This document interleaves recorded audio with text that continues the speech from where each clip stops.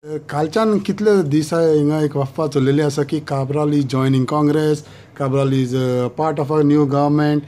What is this all issue about? See, Cabral has started his political career with BJP. Cabral will end his political career with BJP.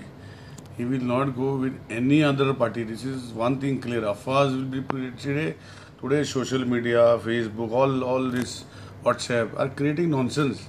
They have no meaning.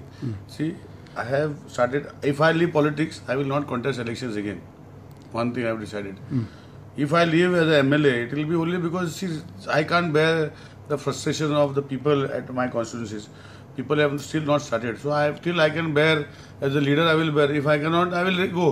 But to throw a government down or to go to another government, that is not in my this. I'm coming from a good family. I've got principle ethics. I will stick to my party. I will be with my party. I will oppose my party. I will fight with my party and see that the works are done in the interest of the public.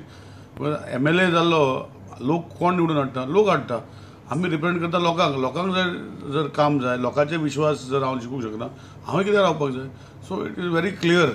कोण अफवा घालता आनी कितें घालता तेजेर सोडून दी. Nilesh Cabral political innings have started with BJP, will end with BJP.